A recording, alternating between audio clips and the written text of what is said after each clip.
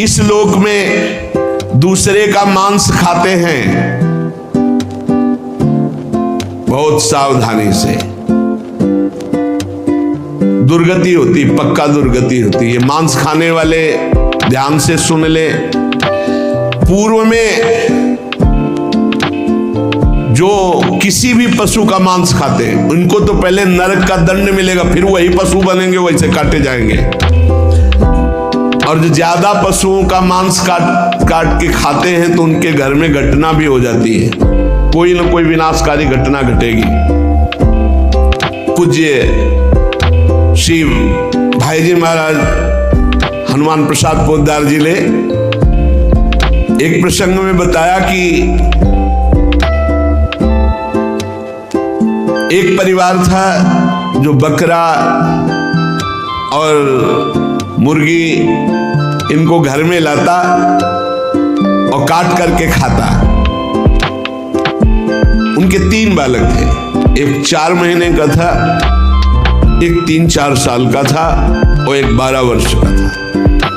वो रोज देखता 12 वर्ष वाला कि ऐसे वो में कर रहा, उसको काट रहे हैं और फिर वो बनाया जाता, खाया जाता। तो एक दिन अपने छोटे भाई को ले गया, उसकी बुद्धि खराब हुई, वही गड़ासा, और उसने कहा चलो खेलते हैं, पापा जैसे काटते हैं ना मुर्गी वैसे खेलते हैं। तो छोटा 3-4 साल का था, उसने हाँ छत में ले गया और चढ़ बैठा, जैसे चढ़ के बकरे के ऊपर मुर्गी के ऊपर, और बस वो काट डाला। और जो काट डाला तो चीख निकली तो वो अपने छोटे बेटे को नहला रही थी जो 4 महीने का, टप में ऐसे खड़ा करके, और वो छोड़ करके भागी ऊपर। तो टप में जितना पानी था वो बच्चा गिर गया, उसकी हिम्मत उठने की थी नहीं, वो वहां मर गया। और जब ऊपर गई उसका, अरे दुष्ट तूने काट दिया, तो छलांग मार गया भय से, वो नीचे आके गिर के मरा। पूज्य भाई जी ने तो विस्तृत में लिखा है कि इन मांस खानों वालों के परिवारों का बहुत बुरी तरह नाश होगा, और जब ये मरेंगे तब नरक जाएंगे, और फिर जब जन्मेंगे तब ये फिर वही बकरा बकरी बनेंगे, काटे जाएंगे। होश में रहो, समय आने दो, कर्म अवश्य में भोक्तव्यम, तुम्हें भुगाएगा, रो नहीं पाओगे। एक आगरे से आते थे तो उनसे, उनका नाम मुश्किल है छोड़ पाना, बड़ी मतलब एक जैसे होता ना एक रंगबाजी से, आपका आदेश तो सीख मुश्किल है छोड़ पाना। बढ़िया स्वर्णिम उसकी पट्टे की घड़ी और बढ़िया नक्शे से, हर दांत बता रहे थे कि हर समय पान खाते रहते हैं। 2-3 महीने में झांझरी फिर गई थी, कैसे? कैंसर डॉक्टर ने बता दिया, मुश्किल है अब छोड़ना, शरीर छूटेगा। मर गया, मुश्किल है तो शरीर ही छूट जाएगा। इसका शरीर छूटना तो मुश्किल नहीं है, क्योंकि मरण धर्मा शरीर है। होश में पूरा परिवार नष्ट हो गया। जो यहां दूसरों के मांस को खाते हैं तो बड़े बड़े हाथियों से उनको पहले कुचलाया जाता है, चिरवाया जाता है, फिर कोल्हू में पेरा जाता है। बढ़िया आनंद लो। यहां जो कर रहे हो इसका बहुत लंबा हिसाब होगा। लोग सोचते हैं कि ये गप है, 5 मिनट में हिंसा की आजीवन कारावास, लाखों जुर्माना। तुम्हें यहीं से अनुमान लगा लो, यहां तो बहुत छोटा हिसाब किताब है, वो तो अनंत ब्रह्मांडों का हिसाब किताब है। आप विद्धास्तु यैर्वेदा वन्यास्य हिताग्निभि ता इमे शैल श्रृंगाग्रात पात्यंदी धा पुनः। जो अपने पूर्वजों को पिंडदान नहीं देता, हवन नहीं करता, शास्त्र मर्यादा के अनुसार नहीं चलता, जो बिना पाणी ग्रहण किए व्यभिचार करता घूमता रहता है, ऐसों को बड़े बड़े ऊंचे पर्वत से नीचे खोपड़ी के बल फेंका जाता है। और जब नीचे गिरता है तो बड़ी बड़ी विषैली चींटियां चिपक जाती हैं और काटती हैं। अब और सावधानी की बात, जो पापी पुरुष के द्वारा दिया हुआ दान लेता है, स्वीकार करता है, पापी चाह देगी। जो पापी पुरुषों द्वारा दिया हुआ दान लेते हैं, चाहे वो यज्ञ कराने के लिए, चाहे वो किसी भी कार्य के लिए, उन मनुष्यों को पत्थर के भवन में छोटे से ऐसे गैसील, बिल्कुल गैस ऐसी जहरीली, उसमें कीड़े की तरह उन्हें बंद कर दिया जाता, बाहर से कोई वायु नहीं, बंद। अब कितने हजार वर्ष, कितनी घबराहट है। अब सोचो, पत्थर के छोटे छोटे ऐसे भवन, उनमें गैस भरी हुई जहरीली, उसमें बंद कर दिया गया। दशांश लिया जाता धर्मात्मा पुरुष का, दशांश दान है धर्मात्मा पुरुष का, 100 मेहनत से कमाए। अब अगर तुम 10 रुपए दान कर दोगे तो बहुत बड़ी बात हो जाएगी। एक गरीब आदमी बड़ी मेहनत से अपना पेट पालता था, तो ये किसी व्यापारियों के संग में था। तो सब व्यापारी बड़े बड़े अपने अच्छे पदार्थ भोजन के, वो खिचड़ी लाया था घर से, कहीं यात्रा में था, उसका नाम भोला भी था। भोला किसान आदमी, तो अपनी थाल में रख के पानी भरने के लिए गया, इतने में कुत्ता आ गया, एक कुत्ता खा, वो दूर बैठ को खा गया। सब व्यापारी उसका मजाक उड़ा रहे थे। फिर अपनी थाल ली, मांझ करके रख दिया, और जो जल था उसी को पी लिया। रास्ते में जा रहे थे, एक भयानक ब्रह्म राक्षस प्रकट हुआ। अलग अलग कोटि के प्रेत भी होते हैं। अब तो सबके होश उड़ गए। भोला एकदम सीधा आदमी था। ब्रह्म राक्षस ने कहा सबको मार देंगे हम व्यापारी। तो भोला ने कहा शुरुआत हमसे करो। उनका तुम्हारे ऊपर तो हाथ नहीं उठा सकते। क्यों? क्योंकि तुमने कभी बेईमानी नहीं की, धर्म से कमाए हो, और आज तुमने इतना बड़ा पुण्य किया कि भूखे थे, अपनी मेहनत की कमाई की खिचड़ी कुत्ते को खाने दिया। अगर वो पुण्य मुझे दे दो तो मैं ब्रह्म राक्षस योनि से मुक्त हो जाऊं, किसी को नहीं दंड दूंगा। तो उसने कहा कैसे दे दूं? बोले संकल्प करो कि आज की खिचड़ी जो कुत्ते ने पाई उसका जो पुण्य हुआ मैं तुम्हें देता हूं, मैं अभी मुक्त हो जाऊंगा, नहीं सबको मार दूंगा इन व्यापारियों को। धर्म की कमाई का छोटा सा भी दान वो भगवान की भी प्राप्ति करा सकता है। दशांश धर्म के दान को कहा गया है, मेहनत की कमाई का फिर दशांश दान कहा गया। पाप कहीं दान नहीं होता, पाप कहीं दान नहीं होता, उसका विधान फिर ब्रह्म ऋषि बताते हैं कि आज तक किया, अब कभी पाप नहीं करेंगे, अब क्या करें, तो फिर उसका विधान वो बता देते हैं। ऐसा नहीं कि पाप करते जाओ, दशांश देते जाओ तो बुद्धि भ्रष्ट होती चली जाएगी। जो ये बहुत बड़ा अपराध है, उपकार करने वाले का अपकार कर देता है। कृतज्ञता, कृतज्ञ होना चाहिए। आपके लिए किसी ने उपकार किया, आपको आपका हित किया, आपके संकट में सहयोग किया, तो जीवन भर वो जब दृष्टि में आ जाए तो थोड़ा कृतज्ञ होना चाहिए। ऐसा नहीं कि उसका अपकार कर दो। जैसे गुरुदेव ने मंत्र दिया, उपासना दी, तुम्हारा उपकार किया। खोटी बुद्धि वाला जो कृतज्ञ नहीं रहता उसको यहां तप्त कुंभ नामक नरक में गिराया जाता है। ये बहुत दुख देने वाला है, ताप ही ताप। और इसमें जिधर ये होता उधर तलवार घुसती, बार बार इसको पीड़ा होती है। फिर उसे अगले कालसूत्र नामक नरक में डाला जाता है। विश्वासघाती, गुरुद्रोही, मित्रद्रोही, इनका उद्धार बहुत मुश्किल होता है। ये यहां नरक में भोग करके भी जब जन्म लेते हैं तो कोढ़ी, दुष्ट स्वभाव वाले, सर्प आदि ऐसी योनियों को प्राप्त होते हैं। यहां जो किसी का सोना चुरा लेते हैं, यहां जो शराब पीते हैं, उन महापापियों को यहां लाया जाता है, और जो शराब पीते हुए गला हुआ लोहा उनको पिलाया जाता है। ए भैया शराबी जो पिए हो तो बंद कर दे आज से, नहीं आगे इंतजाम कुछ और है। हाँ, जलता हुआ लोहा पिघलता हुआ पिलाया जाएगा, मरोगे है नहीं, बहुत होश में। स्वर्ण की चोरी करने वाले को वैसे ही स्वर्णिम आग के ऊपर फेंक दिया जाता है, भुनो सारे।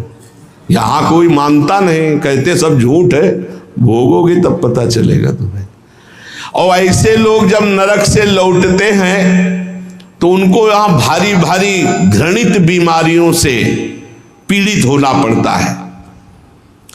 राजन, जो नीच, अपवित्र, पापी पुरुष है, वो जब दूसरों से दान लेता है तो नरक में जो बताया गया वो भोग भोगता है, यहां जन्म लेता है गधे का, गधा बनता है। दो ही देखते रहो आराम से।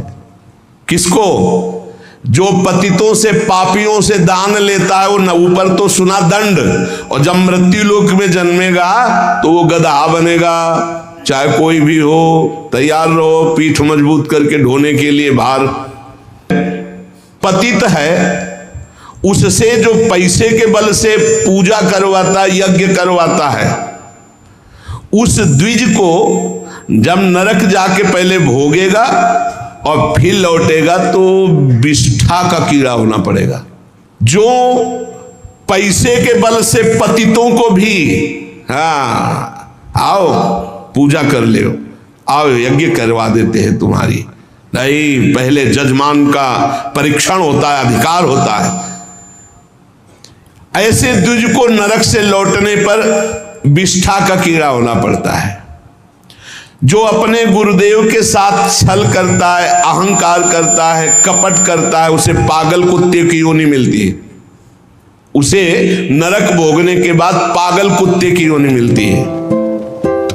जो गुरु की संपत्ति का अपहरण कर लेता है, मनमानी आचरण करता है, तो उसे यहां यही दंड मिलता है, अर्थात कुत्ते की योनि प्राप्त होती है। जो अपने माता पिता वयोवृद्ध का अपमान करता है, कटुवचन करता है, उसे यहां पक्षी की योनि प्राप्त होती है, जो बीमार रहता है हर समय, पक्षी, कष्ट से युक्त पक्षी की योनि। जो अपनी भाई की स्त्री का गलत भाव, तो वो कछुए की योनि प्राप्त होता है, बड़ा कष्ट में जीवन उसका व्यतीत होता है। जो यहां अपने मालिक के साथ दगाबाजी कर देता है, वो बंदर की योनि को प्राप्त होता है। जो दूसरे की धरोहर हड़प लेता है तो नरक भोगने के बाद वो नाली में कीड़ा बन करके रेंगता है।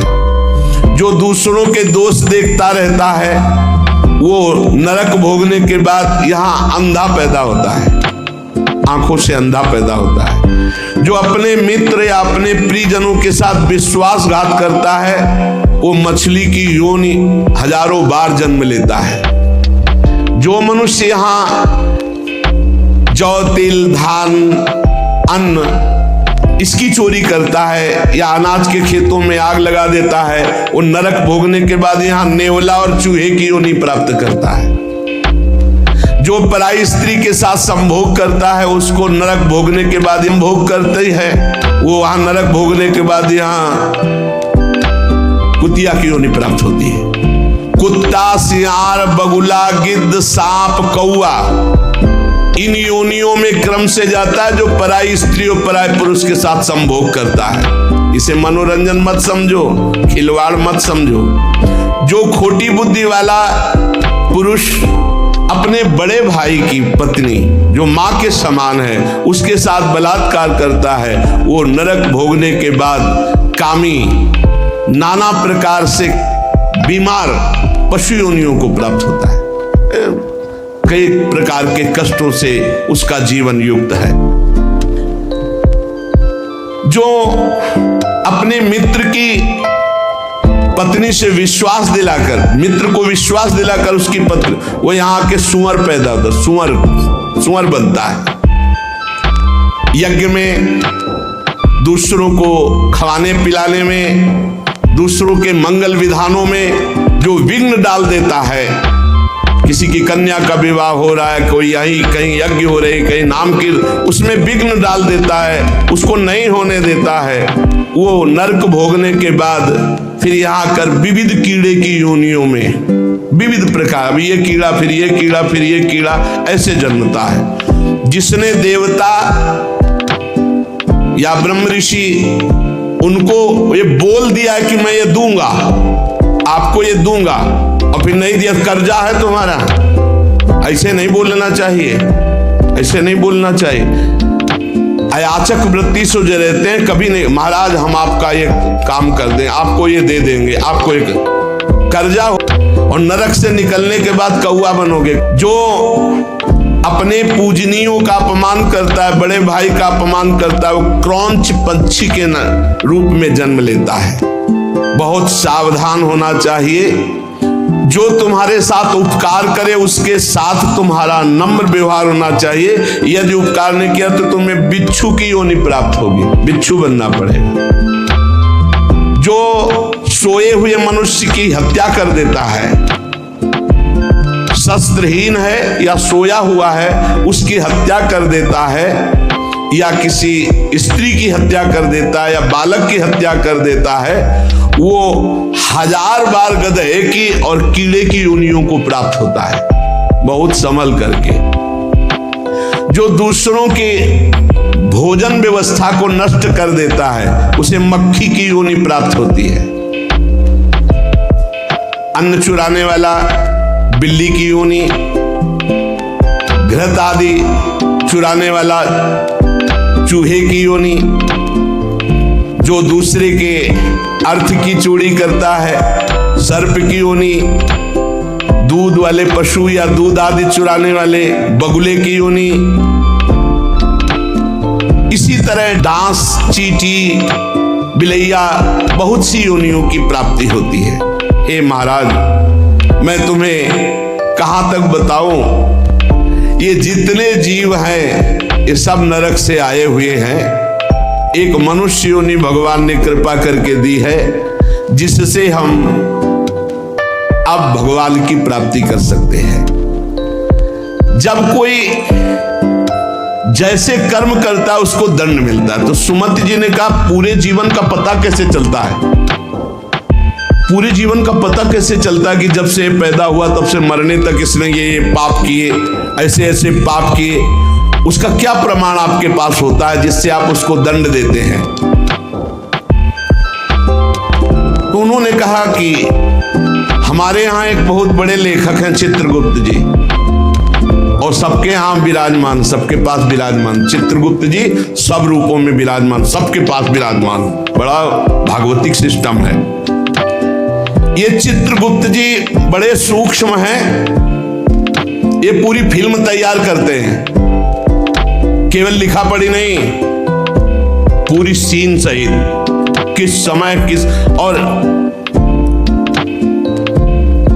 इनकी प्रतिक्रिया को कोई समझ नहीं सकता। ये दैवी शक्ति है चित्रगुप्त जी, इनका चित्रगुप्त नाम रखा गया है। ये प्राणियों की पूरी सीन तैयार करते हैं, लिखित और सीन। ये आपने ऐसे जैसे महाराज मांडव्य जी जब सूली की नहीं कटी, आपको कई बार सुनाया है, तो यमराज जी के पास गए और उन्होंने कहा कि हमने कौन सा पाप की भी बात का धोखा हो गया। ये निरंतर कर्मों को लिखते रहते हैं और मृत्यु के पश्चात यमराज के सामने प्रस्तुत कर देते हैं। अब वो बही कौन है? जिसमें चित्र सहित लिखा हुआ है, मन, तुम्हारे मन में ही है। ये जो आप भजन करते हो ना, बहुत ध्यान से सुनना, जहां आप राधा राधा राधा तो आपके मन में जलन होती है और सीने शुरू हो जाती है निकलना, गंदी गंदी बातें, गंदी कल्पनाएं, गंदा चिंतन, ये सब तुम्हारी बही से डिलीट हो रहा है। यही डिलीट हो रहा है। जितनी बातें निकल रही वो सब भोगनी नहीं पड़ेंगी, खत्म होती चली जा रही। बस पकड़ना मत, राधा राधा राधा राधा। बोले कई महीने हो गए वही चल रहा है, तो वही भरा है, चित्रगुप्त ने वही भरा है। अब वो सब खाली हो रहा है। बहुत बढ़िया, सर खाली कर डालो पूरा। निर्मल मन जन सो मोहि पावा, मोहि कपट छल चित्र न भावा। ये चित्रगुप्त जी की बही क्या है? तुम्हारा मन, तुम्हारे मन में ही लिखते हैं और कहीं नहीं। उनका कोई अलग रजिस्टर नहीं है। वही मन जो पापाचरण सोचता है, करता है, उसी में लिख रहे हैं वो। बहुत सुंदर बात है। जो भजन करते हुए निकलते हैं ना, बिल्कुल डिलीट हो रहे हैं। इतना भजन करो, पूरा खाली कर डालो, जीवन मुक्त हो जाओगे। कार्यों का जो भी लेखा जोखा चित्रगुप्त जी लिखते हैं, उसी के अनुसार फल मिलता है। ये चित्रगुप्त जी वास्तव में हमारे अंतर मन में लिख रहे हैं बैठे हुए। जो निरंतर हमारे कार्यों का चित्र सहित लेख कर रहे हैं। गुप्त है, उस रजिस्टर को केवल धर्मराज पढ़ सकते हैं, दूसरा नहीं। और चित्र सहित है, इसलिए उनका नाम है चित्रगुप्त। मन रूपी रजिस्टर को कौन पढ़ सकता है? पूरा अनंत जन्मों का, जिसे सुमति जी कह रहे थे 10,000 वर्ष जन्म का मैं देख रहा हूं, तो देख क्या रहा हूं? उसी में है, तुम्हारी चिप में है, मन रूपी चिप में। इन्हें ईश्वरीय शक्ति प्राप्त है चित्रगुप्त जी को। ये सत्यनिष्ठ, कभी एक भी बात व्यर्थ नहीं लिखते, वही लिखेंगे, किसी का पक्षपात नहीं रखते। ये निष्पक्ष हर कार्य भागवती की ईश्वरीय शक्ति से सुरक्षित होकर लिखते रहते हैं, और उस लेखन को, उस घटना को जैसी हुई है चित्र सहित अंकित कर देते, चित्र सहित। कोई चित्रगुप्त की लिखी हुई बात में परिवर्तन नहीं हो सकता। तर्क वितर्क, झूठ, किसी भी तरह की अन्य घूस व्यवस्था चित्रगुप्त से नहीं चलती, क्योंकि वो गुप्त है। वो गुप्त है, कोई तुमसे परिचय नहीं है, वो लिख वो ही रहे बैठे, और उनको कभी शिथिलता नहीं हो, नहीं सोते समय भी तुम्हारी क्या हरकत थी, क्या चिंतन था, क्या था, सब लिखा जाता है, रात दिन का। बाहरी तो पुण्यों को बढ़ा चढ़ा कर दिखाया जाता है, परंतु चित्रगुप्त जी आंतरिक बात लिखते हैं। जैसे आपने बाहरी 1 लाख रुपए अमुक ने दान किए, और आपका उद्देश्य था कि मेरा नाम हो जाए, तो वहां लिखा जाएगा व्यर्थ दान 1 लाख रुपए का, इसका कोई फल नहीं, क्योंकि समाज में तालियां और वाहवाही सुन ली है। चित्रगुप्त जी ने लिख दिया, कुछ लाभ नहीं मिला, और 1 लाख रुपए ऐसे कि कोई जान नहीं पाया, और साधु सेवा, भगवत सेवा, गौ सेवा चुपचाप किसी ने नहीं जाना। अब वो लिख दिया गया, ये दान इनका सार्थक है। अरे बहुत नाटक होते डोनेशन लेने के, बहुत नाटक होते। गुप्त दान होगा तो चित्रगुप्त लिखेंगे, नहीं तो जीरो, कोई उसका फल नहीं है। ये जो यश कीर्ति माइक से और जो छपवा देते हैं ना, पेपर में भी निकलवा देते हैं, गया उनका पुण्य, यही तो नहीं समझ रहे। यहां जो अधिकार पदों में हैं, जो घूस लेते हैं, वो सब लिखा जा रहा है। ये न समझो कोई है बड़ा अधिकारी, वो ऐसी जगह गिरा के तुम्हें फंसा देगा कि फिर तुम्हारा अधिकार काम नहीं चलेगा। असंख्य क्रियाओं को 1 सेकंड में लिपिबद्ध चित्र सहित कर देते हैं, इतनी बड़ी सामर्थ्य है। असंख्य क्रियाओं को, असंख्य, कितने जीव हैं, असंख्य क्रियाओं को 1 सेकंड में चित्र सहित लिख देते हैं, पूरी सीन सहित। प्राकृतिक यंत्रों के द्वारा इनकी लेखनी नहीं जानी जा सकती। दिव्य पुरुष जो सिद्ध है, भगवत प्राप्त, वही समझ सकता है। चित्रगुप्त के खींचे हुए चित्र बड़े सूक्ष्म होते हैं, और ये हजारों लाखों जन्मों तक मिटेंगे नहीं, तुम्हारे मन में ही है। चित्रगुप्त के दरबार में स्थूल क्रिया तुम क्या कर रहे हो इसका महत्व नहीं है, भावना को, वो क्रिया कैसी भावना से वो लिखी जाती है। वहां सूक्ष्म भावनाओं से जो संकल्प बना क्रिया का, वो लिखा जाता है।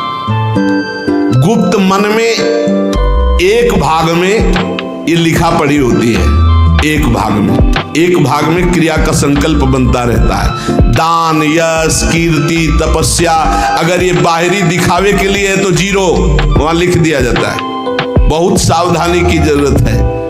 परमार्थ भावना से यदि कर रहे हो तो उसका फल मिलेगा, और दिखावा की भावना से कर रहे तो उसका फल नहीं मिलेगा। दिखावे की भावना वाली बात में जीरो लिख देते हैं चित्रगुप्त जी। ये सत्संग है बिल्कुल सुधार के लिए।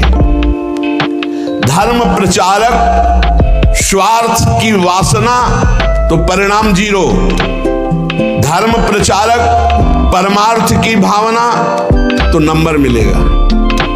किसी को सहयोग देना और अपनी धन्यवाद कहलाने के लिए नंबर जीरो, सहयोग करना उसका मंगल हो, नंबर आ जाएगा।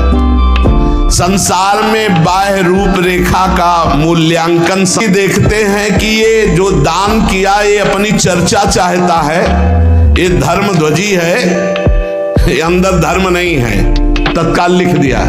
इसका दान व्यर्थ, इसकी कार्य प्रणाली व्यर्थ, क्योंकि इसका चिंतन, प्रचार प्रसार जो भी हुआ उसमें यश कीर्ति था। अंदर के भाव को देखते हैं।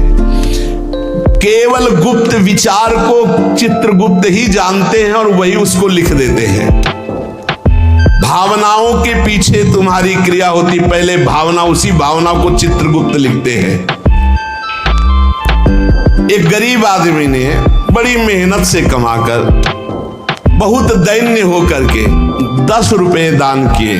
उस 10 रुपए के दान के बराबर धनी आदमी का 10 करोड़ रुपया भी नहीं होगा, लेकिन वो गरीब आदमी जो सकुचा करके मुझ गरीब के पास गया और 1 रुपया 10 रुपया दिया।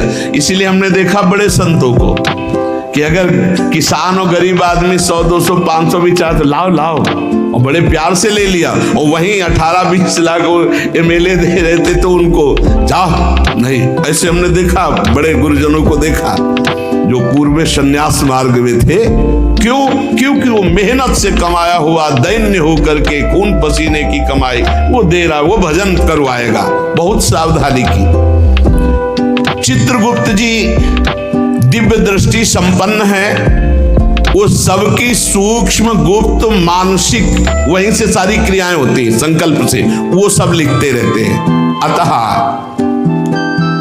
मनुष्य जन्म मिला है, सब प्रकार के बाहरी बनावटों से बचकर सच्चे मार्ग से चलकर भगवान की प्राप्ति इसी जन्म में की जाए। पूज्य भाई जी महाराज ने कहा प्रारब्ध बदल नहीं सकता। ये लोगों का प्रश्न रहता है कि ये भजन करने वाले साधु महात्मा या धर्म से चलने वाले इतना कष्ट क्यों पाते हैं?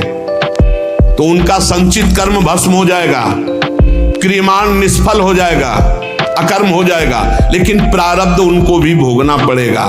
प्रारब्ध ना तो किसी संकल्प विकल्प अनुष्ठान से काटा जा सकता, उसको भोग के ही काटा जा सकता है। प्रारब्ध का विनाश नहीं हो सकता। प्रारब्ध ना काटा जा सकता है ना बदला जा सकता, प्रारब्ध केवल भोगा जा सकता है। बहुत ध्यान से सुनना।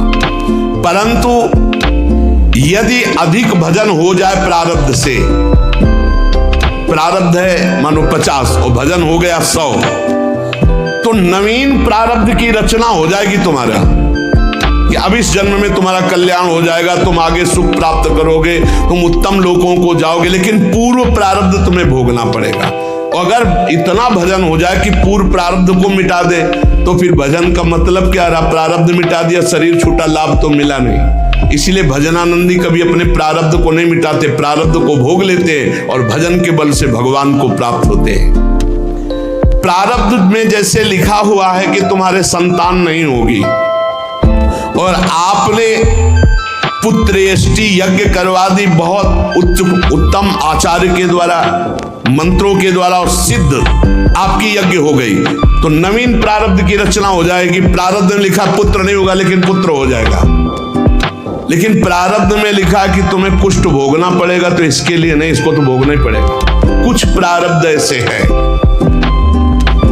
जैसे आपका प्रारब्ध बहुत बुरा भोगने का है और कोई ऋषि मुनि संत महात्मा आप पर प्रसन्न हो गया तो नवीन प्रारब्ध की सुख संपादन की व्यवस्था हो जाएगी। या वरदान दे दे वो, या आपने बहुत कोई यही तमंगल कर दिया और बड़े सुखी हो और वो साप दे दे, तो वहीं से नवीन प्रारब्ध रचना हो जाएगी, वो अब नष्ट होना शुरू हो जाएगा। आपके प्रारब्ध में नहीं था नष्ट होना, लेकिन वो तपोबल से युक्त है, वो नवीन प्रारब्ध रच देंगे, तुम्हारा बुरा या तुम्हारा भला।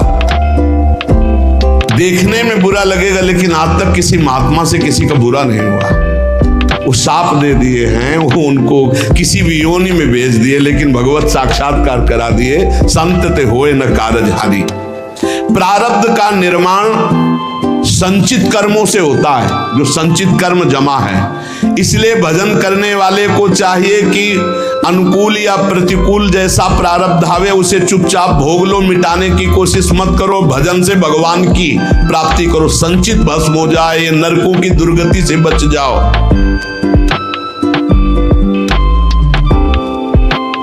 भगवान के मार्ग में चलने से संपूर्ण पाप और नारकी गतियां नष्ट हो जाती हैं। बिल्कुल सिद्ध बात है। नाम संकीर्तनम यस्य सर्व पाप प्रणाशनम। ये जो आज आपने सारी चर्चा सुनी, इस चर्चा में जितने दंड विधान सब पे पोछा लग जाएगा यदि राधा राधा राधा कृष्ण कृष्ण कृष्ण हरि हरि जपोगे। इसीलिए हम हर प्रश्न का उत्तर नाम देते, नाम, क्योंकि नाम के समान नाम है, इससे बड़ा कोई साधना न। बचते रहो कहीं कोई ऐसा कर्म न बन जाए जो तत्काल तुम्हारे प्रारब्ध को बदल दे और बुरा प्रारब्ध ले आवे। साधु अवज्ञा तुरंत भवानी, कर कल्याण अखिल के हानि। साधु वैष्णव भगवत भजनानंदी जनों से थोड़ा डर के रहो कि कहीं इनके दिल को हमारा वचन, हमारी चेष्टा दुखद ना हो जाए, कहीं कोई हम इनकी निंदा न कर बैठे, कहीं कि इनका अपराध। साधु एकमात्र ऐसा है, वैष्णव साधु भगवत भजन करने वाला, कि तुम्हारे सारे सुकृतों को एक पल में नष्ट कर सकता है। भक्तन निंदा अति बुरी भूल करे जिन कोय, किए सुकृत बहु जन्म के छिन में दारे खोए। भगवान का नाम कीर्तन, भगवान की कथा में बड़ी अपार सामर्थ्य है। एक प्रेत एक कथावाचक कथा करके जा रहे थे, तो रास्ते में भयंकर प्रेत प्रकट हो गया। बार बार इधर उधर उधर प्रकट होता। कई बार घटना ऐसी देखी है, आंखों देखी है। वो तभी समझ में आता प्रेत है जब कभी इधर कभी इधर, कभी सामने कभी पीछे कभी आगे। अब वो तो एक पूर्व के समय में था, तो एक हाथ में लालटेन थी संध्या के समय, एक हाथ में छू सकता नहीं था, बार बार भयावह रूप रखता। उन्होंने कहा कि हमें लग गया है पता कि आप अधोगति को प्राप्त कोई जीव हो, प्रेत योनि को प्राप्त हो। थोड़ा तो डर लग रहा है हमें, पर हमें तुम छू नहीं सकते हो क्योंकि मैं नाम जपता हूं, मेरे साथ भागवत है। प्रेत ने आए समीप आकर कहा कि डर नहीं लग रहा तो अब मैं तुमसे बात करता हूं। मैं तुम्हें तंग करने नहीं आया, और रोने लगा। जो नाम जप करता है, भगवत चर्चा करता है, वो सारे चराचर को पुत्र के समान प्यार करता है। मैं भी तो आपका पुत्र हूं, मैं दुर्गति को प्राप्त हो गया हूं। आज तक मुझे ऐसा कोई दिखाई नहीं दिया जिससे मेरा कल्याण होता, आज आप दिखाई दिए जिससे मेरा कल्याण होगा। मैं बुढ़वा नाम का प्रेत हूं जो पानी में ही रहता हूं पर पानी नहीं पी सकता हूं, बड़ी दुर्गति होती है। इसी तालाब में रहता हूं, रास्ते से निकलने वालों को देखता रहता हूं कि कोई ऐसा निकले जो मेरा उद्धार कर दे। मैंने कभी किसी का प्रेत योनि में कुछ नहीं बिगाड़ा है, परंतु अब मेरा चैन हट गया, अब बहुत व्यथा, बहुत कष्ट हो रहा है। हरिनाम या हरि कथा दो से ही मेरा उद्धार हो सकता है। और रो रो करके दूर से ऐसे गिर पड़ा चरणों में। तो उन्होंने कहा अगर ऐसी बात है तो आज कल से मैं अपने घर में आपको निमंत्रण देता हूं आना, और घर में ही हम 7 दिन भगवान की कथा कहेंगे, तुम्हारा कल्याण हो जाएगा। और हर कथा की शाम को नाम कीर्तन तुम्हारे लिए करेंगे। पंडित जी ने उसके प्रारब्ध को नष्ट कर दिया। 7 दिन की कथा और 7 दिन का नाम कीर्तन, वो बुढ़वा प्रेत भगवान के धाम को गया। जैसे 7 दिन की कथा धुंधकारी को परम पद। भगवान का नाम और भगवान की कथा ही नारकी योनियों से बचा सकती है। इसलिए सबसे प्रार्थना है जितना बने राम कृष्ण हरि जपो, राधा राधा जपो। जहां कहीं भगवान की कथा सुनने को मिले विशुद्ध, वहां कथा सुनो। अगर बन जाए तो दूसरे का हित करना, कभी पाप मत करना, क्योंकि ये पाप निश्चित भोगना पड़ता है, बड़े बड़ों को भोगना पड़ता है। अवश्य में भोक्तव्यम कृतम कर्म शुभाशुभम। इसलिए खूब नाम जप करो, भगवान नाम कीर्तन करो, दूसरों का मंगल करो, दूसरों की सेवा करो। परहित सरिस धर्म नहीं भाई, पर पीड़ा सम नहीं अघमाई। जो दूसरों को दुख देते, बहुत पाप बोझा लाद करके फिर नरक जाते हैं। इसलिए खूब नाम संकीर्तन करो, भगवत चर्चा करो, नाम जप करो। शेष चर्चा आगे। श्री राधा वल्लभ लाल की जय।